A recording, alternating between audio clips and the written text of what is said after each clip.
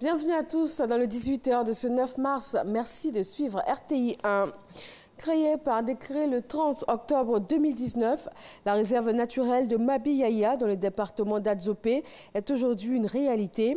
Cette nouvelle aire protégée de 61 000 hectares a été inaugurée par les ministres de l'Environnement, des Eaux et Forêts, de l'Agriculture et le secrétaire général de la Présidence de la République qui représentait à cette cérémonie officielle la première dame Dominique Ouattara.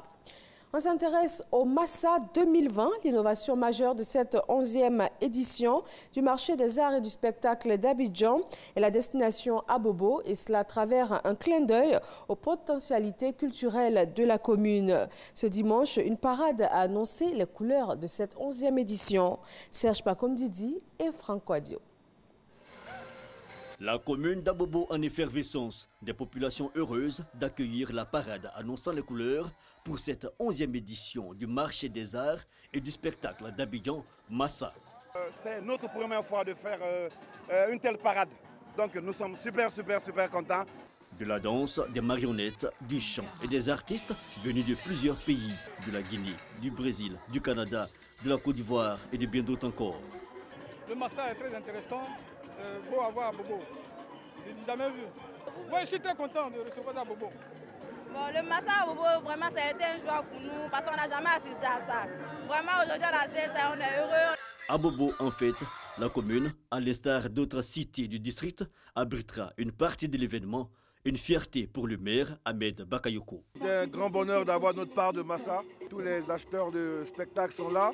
En tout cas, c'est un grand bonheur pour nous à Bobo. Au total, 2020 danseurs, coïncidence symbolique mobilisée pour cette parade qui ouvre les hostilités du Massa à Abobo, intitulée d'ailleurs « Allons à Abobo ». C'est une innovation du Massa 2020, comme pour encourager les jeunes de la commune à s'intéresser à l'art et à mettre aussi en exergue les potentialités culturelles d'Abobo.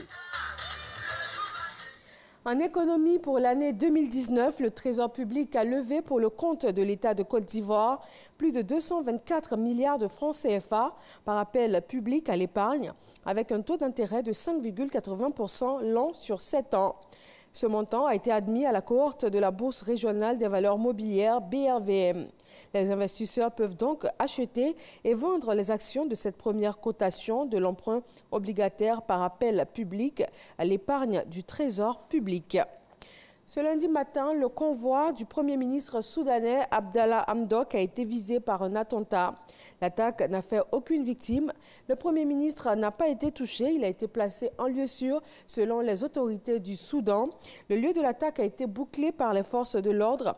Une enquête est ouverte, mais l'attentat n'a pas encore été revendiqué. Et puis en Russie, de nombreux partis politiques voient le jour ces derniers temps. Des formations politiques qualifiées par certains acteurs de la vie politique russe de trompe-l'œil, créées pour affaiblir l'opposition. Les objectifs de cette stratégie seraient multiples, notamment doper la participation, disperser le vote contestataire et aussi permettre aux partis au pouvoir, Russie unie, de conserver sa majorité.